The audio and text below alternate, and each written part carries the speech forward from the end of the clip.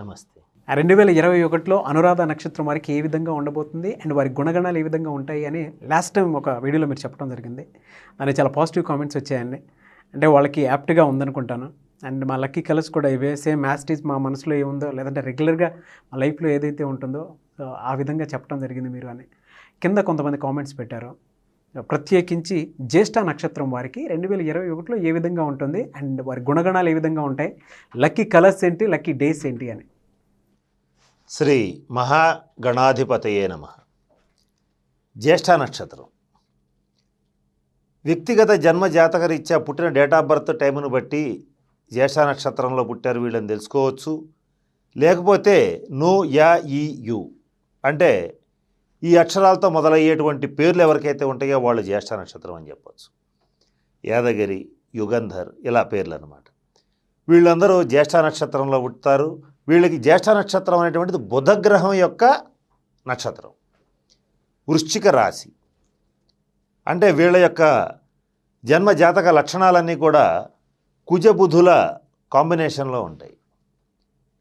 అంటే ఈ బుధ నక్షత్రం అయినటువంటి జ్యేష్ఠ నక్షత్రంలో పుట్టినటువంటి వాళ్ళకి మంచి రహస్య స్వభావం ఉంటుంది. అంటే ఏదైనా సరే కడుపులో దాచుకోగలరు. ఎంత రహస్యమైనా వీళ్ళని నమ్మి మనం చెప్పవచ్చు, ఇబ్బంది లేదు. ఇక వీళ్ళకి ఉండేటువంటి మరొక ముఖ్యమైన లక్షణం ఏంటంటే ఏమనుకుంటారో ఆ పనిని స్పష్టంగా చేసి చూపిస్తారు. అందరి సలహాలు వింటారు, కానీ వాళ్ళు చేయాలనుకుంది చేస్తారు. వీళ్ళలో ఉన్న పెక్యులర్ క్వాలిటీ అది. ఎవరు సలహా చెప్పినా వింటారు, కానీ వాళ్ళు అనుకున్నది చేస్తారు. ఎవరికి తల వంచేటువంటి మనస్తత్వం ఉండదు. ఎవరినైనా సరే ఎంతలో ఉంచాలో అంతలో ఉంచుతారు. వాళ్ళ వ్యక్తిగతమైనటువంటి పరిధిలోకి రానియరు. అయితే ఈ జ్యేష్ఠ నక్షత్రంలో ఉన్న వాళ్ళు స్నేహితులతో మాత్రం కాస్త మనస్ఫూర్తిగా ఉండటం అనేటువంటిది జరుగుతుంది. మిగతా కుటుంబ సభ్యులు ఎవరైతే ఉంటారో వాళ్ళందరూ కూడా ఈ జ్యేష్ఠ నక్షత్రం వాళ్ళని, అంటే తల్లిదండ్రులు కానీ సోదర వర్గంలో ఉన్న వాళ్ళు కానీ ఈ జ్యేష్ఠ నక్షత్రంలో పుట్టినటువంటి వాళ్ళని అర్థం చేసుకోలేరు, కొద్దిగా వ్యతిరేకిస్తారు. ఈ జ్యేష్ఠ నక్షత్రం వాళ్ళు వీళ్ళని వ్యతిరేకిస్తారు, కుటుంబ సభ్యులు వీళ్ళని వ్యతిరేకిస్తారు. ఈ వ్యతిరేకతల వల్ల వీళ్ళకి చిన్న వయసు అనేటువంటిది కొంచెం కష్టంగా నడుస్తుంది. మానసికంగా కొన్ని బాధలు పడతారు. ఎన్ని బాధలు పడ్డా పైకి మాత్రం మౌనంగా నవ్వుతూ బాగున్నాం, ఎవ్రీథింగ్ ఓకే ఫైన్ అన్నట్లుగానే జీవిస్తారు. అయితే ఈ జ్యేష్ఠ నక్షత్రం వాళ్ళకి ముఖ్యంగా తల్లి నుంచి కానీ తండ్రి నుంచి కానీ కొంతకాలం దూరంగా ఉండాల్సిన పరిస్థితి వస్తుంది. ఇక వీళ్ళకి 18-20 సంవత్సరాల కల్లా వీళ్ళ సొంత ఆలోచనలు, స్వార్జిత సంపాదన, సొంతంగా బ్రతకడం అనేటువంటిది స్టార్ట్ అయిపోతుంది. అప్పటి నుంచి చిట్ట చివరి దాకా, అంటే వివాహం అయ్యి పిల్లలు పుట్టి వాళ్ళు పెద్దవాళ్ళయ్యి వీళ్ళు వృద్ధులయ్యే వరకు కూడా ఎవరి మీద ఆధారపడటానికి, ఎవరికైనా సరే తల వంచి బ్రతకడానికి పొరపాటును కూడా ఇష్టపడరు. దానికోసం ఎన్ని కష్టాలైనా అనుభవిస్తారు, కానీ తల వంచడం అనేటువంటిది జరగదు. ఈ ప్రాసెస్లో వీళ్ళకి చాలా కాలం పాటు మానసికంగా కొంత వేదన అనేటువంటిది ఏర్పడుతుంది. ఇది జ్యేష్ఠ నక్షత్రం వాళ్ళ యొక్క లక్షణం. ఎవరెవరిని వివాహం చేసుకుంటే బాగుంటుంది అంటారు వీళ్ళు? ఈ జ్యేష్ఠ నక్షత్రంలో పుట్టినటువంటి వాళ్ళు ముఖ్యంగా భరణి నక్షత్రం కానీ, ఆరుద్ర నక్షత్రం కానీ, అనురాధ, జ్యేష్ఠ నక్షత్రాల్లో ఉన్నటువంటి వాళ్ళని ఎటువంటి పరిస్థితుల్లోనూ వివాహం చేసుకోకూడదు. వాళ్ళని చేసుకునేటట్లయితే జీవిత భాగస్వామితో విభేదాలు వచ్చేటువంటి అవకాశాలు 90% ఉన్నాయి. ఒకవేళ రాలేదనుకోండి, కొంతకాలం పాటు వీళ్ళు దూరంగా ఉండవలసిన పరిస్థితులైనా వస్తాయి. కనుక ఈ నక్షత్రాల వాళ్ళని పొరపాటును కూడా వివాహం చేసుకోకూడదు. మిగిలిన వాళ్ళు ఎవరైతే ఉంటారో వాళ్ళ వ్యక్తిగత జాతకం చూసిన తర్వాతనే వీళ్ళకి వివాహం చేయాలి. కారణం ఏంటంటే వీళ్ళు ఇండివిజువల్స్.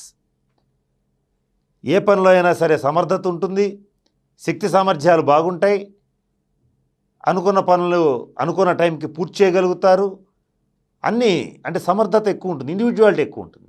కనుక జీవిత భాగస్వామిని సెలెక్ట్ చేసేటప్పుడు వీళ్ళు యాక్టివ్ కనుక కొంత ప్యాసివ్గా ఉండే వాళ్ళని సెలెక్ట్ చేయటం మంచిది అనేటువంటిది నా అభిప్రాయం. ఓకే. ప్రత్యేకించి వీళ్ళకి ఏ రోజు, ఏ కలర్, ఏ తేదీ కలిసి వచ్చే అవకాశాలు ఉన్నాయంటారు? వీళ్ళకి sky blue colour, green colour అనేటువంటివి కలిసి వస్తాయి.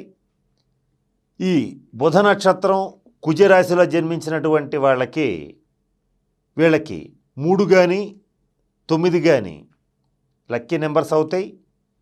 అలాగే వీళ్ళకి గురువారం నాడు, శనివారం నాడు కలిసి వచ్చేటువంటి పరిస్థితులు ఉంటాయి. శుక్రవారం మాత్రం వీళ్ళకి కలిసి రాదు. అంటే ప్రత్యేకించి వీరు ఏమన్నదా అంటే ఎటువంటి దోషాలకి ఉండే అవకాశాలు ఏమైనా ఉన్నాయంటారా? అంటే వీళ్ళకి సర్వసాధారణంగా ఈ జ్యేష్ఠ నక్షత్రం పురుషుల కంటే కూడా జ్యేష్ఠ నక్షత్రం స్త్రీలకి జీవిత భాగస్వామి విషయంలో కొంత అన్యాయం జరిగే అవకాశం ఉంటుంది.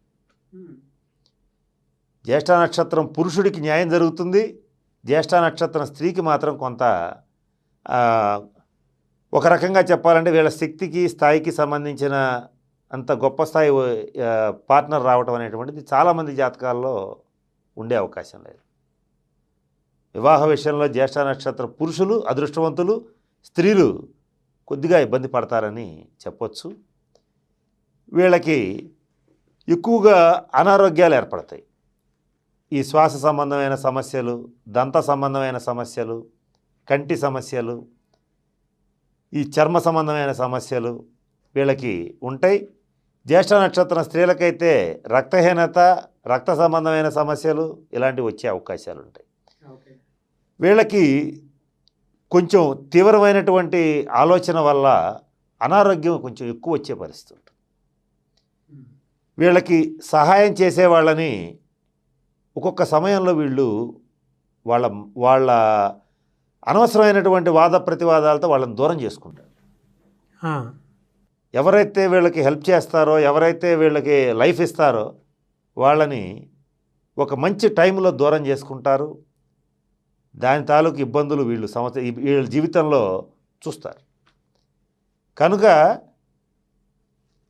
అనుమానించడం మంచిదే, కానీ అందరినీ అనుమానించడం మంచిది కాదు అనేటువంటి దాన్ని వీళ్ళు గుర్తుపెట్టుకోవాలి. ఇది వాళ్ళ తప్పు కూడా కాదు. కారణం ఏంటంటే వాళ్ళకి జీవితంలో జరిగినటువంటి సంఘటనలు ఏవైతే ఉంటాయో, ఇందాక మనం చెప్పుకున్నాం, చిన్నప్పటి నుంచి చాలా కుటుంబ సభ్యుల సహాయ సహకారాలు లేకుండా స్వార్జితంతోనే పైకి వస్తారు, స్వార్జితంతోనే జీవితం ముగిస్తారని చెప్పుకున్నాం. అటువంటి పరిస్థితుల్లో ఎవరినైనా సరే కొంత అనుమానించే పరిస్థితులు సహజంగా ఉంటాయి. వాటి రీత్యా వీళ్ళు మనకు సాయం చేసేవాళ్ళు ఎవరైతే ఉంటారో వాళ్ళని కూడా అనుమానించి కొంచెం దూరం చేసుకోవడం జరుగుతుంది. అక్కడి నుంచి వీళ్ళు ఆర్థికంగా కొంత ఇబ్బందులు పడటం జరుగుతుంది. అదృష్టం, దురదృష్టం, ఆర్థికంగా లాభం, నష్టం వీళ్ళకి వెంటనే వీళ్ళకి జీవితంలో ఒకదాని తర్వాత ఒకటి వస్తూనే ఉంటాయి. ఇది వీళ్ళకి 18వ సంవత్సరం నుంచి మొదలుపెట్టుకుని వాళ్ళ పరిపూర్ణ ఆయుర్దాయం దాకా అంటే 60-70 సంవత్సరాల వరకు కూడా ఇలా వస్తూనే ఉంటుంది వీళ్ళ జీవితంలో. వీళ్ళలో ఉన్న విశేషం ఏంటంటే అన్ని ఒడిదుడుకులు వచ్చినా తట్టుకుని నిలబడగలుగుతారు. ఇది ఈ జ్యేష్ఠ నక్షత్రంలో ఉన్న గొప్ప విశేషం. ఓకే. అండ్ అనారోగ్య సమస్యలు ఉండే అవకాశాలు ఏమైనా ఉన్నాయంటారా? వీళ్ళకి కొద్దిగా దంత సంబంధమైనటువంటి సమస్యలు, అలాగే ఈఎన్టీ ప్రాబ్లమ్స్, శ్వాస సంబంధమైన సమస్యలు వచ్చేటువంటి అవకాశాలు ఉంటాయి. ఆడవాళ్ళకి రక్తహీనత వచ్చే అవకాశం ఉంటుంది. కొద్దిపాటి సర్జరీస్ కూడా జరిగే అవకాశం ఉంటుంది. ఇది ఆడవాళ్ళ విషయంలో ఎక్కువగా జరుగుతుంది.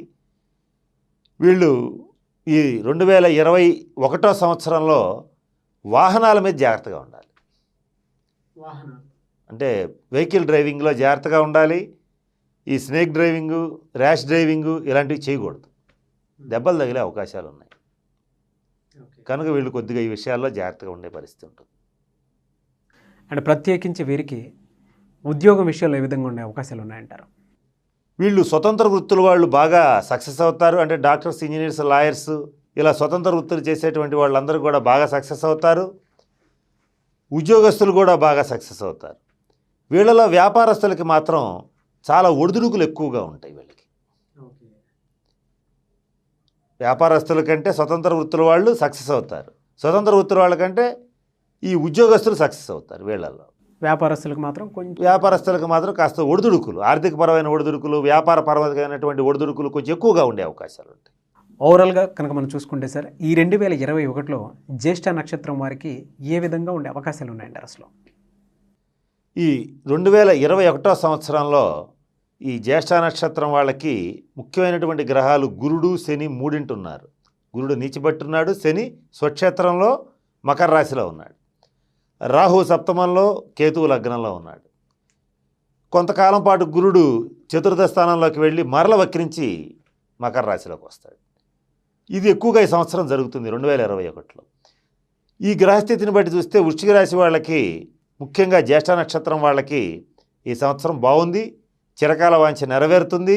వాళ్ళు అనుకున్న పనులు సక్సెస్ చేసుకోగలుగుతారు.